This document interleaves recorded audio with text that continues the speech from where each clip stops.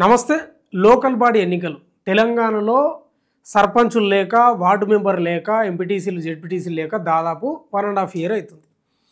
ఇక 42% రిజర్వేషన్లు కల్పించాలని కాంగ్రెస్ ప్రభుత్వం శతవిధాల ప్రయత్నాలు చేసింది కానీ కాలేదు. ఇక లాస్ట్కి ఏమైందంటే పాత రిజర్వేషన్ల ప్రకారమే ముందుకు వెళ్తుంది. ఈ జూబ్లీహిల్స్ ఉప ఎన్నికలు గెలిచిరు కదా, ఇంకా అక్కడ గెలవడంతో కొంత ఉత్సాహం ఊపు ఉంది కదా, అదే ఊపుని తీసుకుపోయి స్థానిక సంస్థల ఎన్నికల్లో చూపించుకుందామని బయటకు ముందుకు పోతుంది. అందులో భాగంగానే ఈరోజు డెడికేటెడ్ కమిషన్కు సంబంధించి మంత్రివర్గం ఆమోద ముద్ర వేసింది. దీని ద్వారా స్థానిక సంస్థల ఎన్నికల్లో రిజర్వేషన్ల ఖరారు కోసం ఒక జీవోను ఉత్తర్వులు జారీ చేసింది 46కు సంబంధించి. ఇక పాత రిజర్వేషన్ల ప్రకారమే పోతుంది. కోర్టులో కూడా కేసు ఉంది. జీవో నెంబర్ 9పై రిజర్వేషన్లకు సంబంధించి 42% రిజర్వేషన్లకు సంబంధించి కోర్టులో కేసు ఉంది. ఆర్డినెన్సులు, బిల్లులు అవన్నీ అట్లే ఉన్నాయి. కానీ ఇప్పుడు కాంగ్రెస్ ప్రభుత్వం, రేవంత్ రెడ్డి సర్కార్ ముందుకెళ్తున్నట్లు కనిపిస్తూ ఉంది. మనకి ఇక్కడ చూసుకుంటే కనిపిస్తూ ఉంది. పంచాయతీ ఎన్నికల రిజర్వేషన్లపై జీవో విడుదల 50% మించొద్దు, మార్గదర్శకాలు ఇవే. ఈ ఏం మార్గదర్శకాలు ఉంటాయని నాకు అర్థానికి గవే ఉంటాయి. పాత రిజర్వేషన్లు ఏముంటాయో గవే ఉంటాయి. కాకపోతే రొటేషన్ జరుగుతుంది, అంతకు మించే ఉండదు. 42% రిజర్వేషన్ మాత్రం బ్రహ్మ పదార్థం, అది మాత్రం అందలేదు బీసీలకు.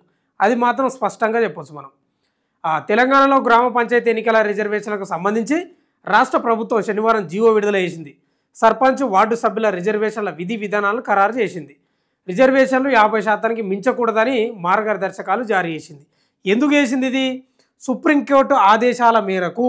గతంలో సుప్రీంకోర్టు కూడా చెప్పింది కదా 50%కి మించొద్దని. ఆ ఆదేశాల మేరకే 50%కి మించకుండా జీవో జారీ చేసిన పరిస్థితి కనిపిస్తుంది. గత ఏం లేదా. తెలంగాణలో స్థానిక సంస్థల ఎన్నికల నిర్వహణకు ప్రభుత్వం వేగంగా అడుగులు వేస్తుంది. ఇందులో భాగంగా గ్రామ పంచాయతీ రిజర్వేషన్లపై సమగ్ర మార్గదర్శకాలు విడుదల చేసింది. సుప్రీంకోర్టు ఆదేశాల మేరకు రిజర్వేషన్లపై ప్రత్యేక కమిషన్ ఏర్పాటు చేసింది. మొత్తం రిజర్వేషన్లు 50%కి మించకూడదని ప్రభుత్వం జీవోలో స్పష్టం చేసింది. ఇక ఎస్సీ, ఎస్టీ, బీసీ మహిళా రిజర్వేషన్లను రొటేషన్ పద్ధతిలో అమలు చేయాలని ప్రభుత్వం మార్గదర్శకాల్లో పేర్కొంది.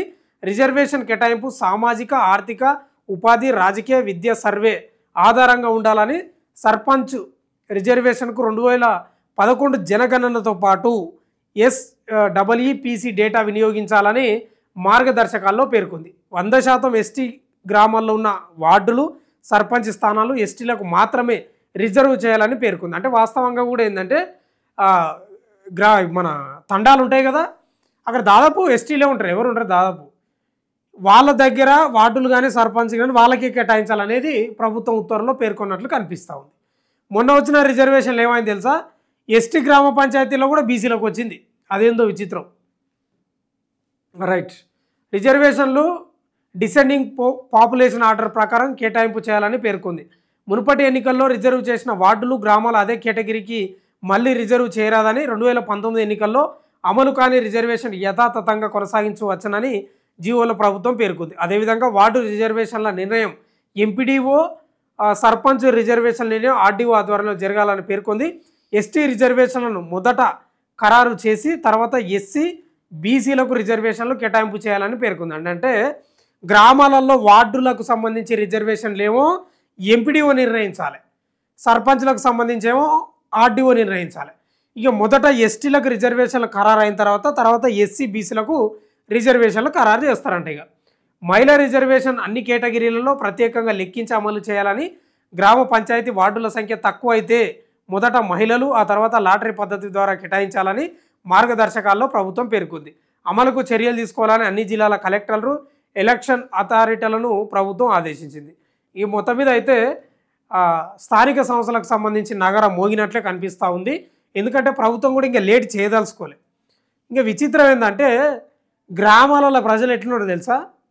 ఏ రిజర్వేషన్ లేదు, ఏం లేదు, ఉన్నదేదో పెట్టారు, పాత రిజర్వేషన్లు పెట్టి తొందర పెట్టారు అంటారు. వాళ్ళే విసుకొచ్చింది ప్రజలకు, విసిగి వేసారి చెందిపోయినారు. ఇవాళ రేపు ఎల్లుండి వచ్చే అయిపోయి ఇవే ఇన్పడ్డాయి ఇన్ని రోజులు మనకు.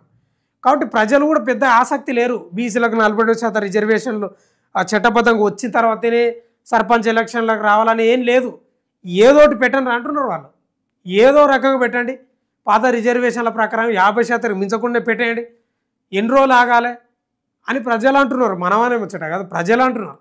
మరి కాకపోతే ఏంటిదని నాకు అర్థం కాదు. దాదాపు సంవత్సరంన్నర పైన అవుతుంది సర్పంచులు లేక. నాకు తెలిసి ఇంత లేట్ ఎప్పుడు కాలేదు. ఆడ కేంద్రం నుంచి రావాల్సిన నిధులు 3,000 కోట్లకు పైగా ఆగిపోయినాయి. ఇప్పుడు రేవంత్ రెడ్డికి అదే పడ్డది. అక్కడ జూబ్లీహిల్స్ ఉప ఎన్నికకు సంబంధించి అక్కడ గెలవడంతో ఆడ అదో ఊపు. తర్వాత కేంద్రం నుంచి వచ్చే నిధుల కోసం ఇప్పుడు ఆరాటంగా పెట్టేస్తున్నాడు. మరి కాదా? ఇప్పుడు కోర్టుల కేసు ఉంది, ఇవన్నీ ఇంకా తేలనే లేదు, ఇంకా కోర్టు ఆర్డరే రాలేదు, ఇంకా ఏం చెప్తుందో చెప్పలే, ఇంకా అవన్నీ చెప్పకముందుకే పోతూనే ఉన్నాడు. అంటే ప్రభుత్వం స్పష్టంగా ఏం అర్థం చేసుకున్నదంటే మనం ఎగిరెగిరి దుంకిన గంతే, ఎగరకుండా దుంకిన గంతే అని స్పష్టంగా అర్థం చేసుకున్నది. నాకు అర్థమైంది అయితే గది. మరి అంతే కదా, ఓ గజం గజం ఎగిరినరు. ఏమైంది లాస్ట్కి వస్తే? పాత రిజర్వేషన్లే. కాబట్టి కాంగ్రెస్ ప్రభుత్వానికి కూడా తెలుసు, రేవంత్ రెడ్డి సర్కార్కు తెలుసు ఇది కాదు, అయ్యముచ్చట కాదు 42% రిజర్వేషన్లు అనేది. కానీ హామీ ఇస్తారు. ఎందుకు? ఓట్ల కోసం ఇస్తారు. ఈడనేమో కాంగ్రెసే, కేంద్రంలో బీజేపీ 9th షెడ్యూల్లో పెట్టాలి పార్లమెంట్ ఆమోదంతో. పెడతారండి? అవుతుంది అది. అప్పట్లో జయలలిత అంటే అది వేరే విషయం, ఆమె ఒక పలుకుబడుతుంటే ఆమె పెట్టించుకున్నది 9th షెడ్యూల్లో. రేవంత్ రెడ్డి ఏడవుతుంది నాకు అర్థం కాదు. కాబట్టి పర్టికులర్ తెలిసిపోయింది, రేవంత్ రెడ్డి కూడా తెలిసిపోయింది. కాకపోతే ఏంటంటే తెలంగాణలో ఉన్న బీసీ ప్రజలను నమ్మించాలి, ఓట్లు వేయించుకున్నాం కాబట్టి కొంత చేయాలి, కొంత తిప్పాలి, ఆ గుండం చుట్టూ ఇట్లా తిరగాలి. మన గుండం చుట్టూ ఇట్లా తిరిగితే అరే ఇంత ఉరుకులాడింది కదా అనేది అనిపిస్తుంది, అంతే. గతే తప్ప ఏం లేదు. ఏముందండి, లాస్ట్కి వస్తే పాత రిజర్వేషన్లే. నేను అందుకే అంటున్నా, బీసీలకు 42% రిజర్వేషన్లు అంటే అది బ్రహ్మ పదార్థమే, అది అందుతలేదు, ఇంకెప్పుడు అందుతుందో తెలియదు. ఏమంటాడు విచిత్రంగా రేవంత్ రెడ్డి అంటే, మనం కేంద్రంలో కాంగ్రెస్ ప్రభుత్వం వచ్చినాక, రాహుల్ గాంధీ ప్రధానమంత్రి అయినాక 9th షెడ్యూల్లో పెట్టిస్తాడంట. ఆయన వచ్చేది ఎప్పుడు? ఆడ బీహార్లోనేమో బొక్క బొర్రలో పడ్డాడు, ముక్కు మూతి పండ్లు ఇదంతా పలిగిపోయినాయి ఎక్కడికక్కడ రాహుల్ గాంధీ. ఆయన వచ్చేది ఎప్పుడు? ఇక్కడ బీసీలకు 42% రిజర్వేషన్లు అయ్యేది ఎప్పుడు? నిజంగా మీ మాటలు ఏంటే అసలు రాజకీయాల మీద అవగాహన లేని చిన్న పోరలు కూడా నవ్వుకుంటారు, అంత దరిద్రంగా ఉన్నాయి మీ రాజకీయాలు. ఇక ఈ సక్కదానం ఇది. 50% మించకుండా రిజర్వేషన్లకు సంబంధించి జీవో జారీ చేసింది. ఇక రేపు మాపో వస్తుంది ఇక రిజర్వేషన్లకు సంబంధించి. ఇక రొటేషన్ పద్ధతి అయితే 2019లో ఉన్నట్లు ఉండవు. ఇప్పుడు 2019లో ఏదైతే రిజర్వేషన్ ఉందో అది రొటేషన్ అవుతుంది అంతే. ఇక ఇది పరిస్థితి. ఇక బ్రేకింగ్ న్యూస్ అనుకుందామా, బిగ్ బ్రేకింగ్ న్యూస్ అని అనుకుందామా, నాకైతే అర్థమవుతలేదు. ఎందుకంటే బిగ్ బ్రేకింగ్ న్యూస్ ఎప్పుడు అనాలి? 42% చట్టబద్ధంగా వచ్చినప్పుడు అంటే బాగుండే. ఇది లేదు కదా, అందుకే మామూలు న్యూస్ అయితే పెద్ద ఏం న్యూస్ కాదు. కానీ మొత్తమే అయితే కాంగ్రెస్ ప్రభుత్వం పోతుంది. మరి ప్రజలు ఆదరిస్తారా, ఇక అట్ట తీసుకుని కొడతారా తెలియదు. కానీ మొత్తం అయితే ప్రభుత్వం ముందుకు వెళ్తున్న పరిస్థితి అయితే కనిపిస్తూ ఉంది. చూస్తూనే ఉండండి మన తొలి వెలుగు.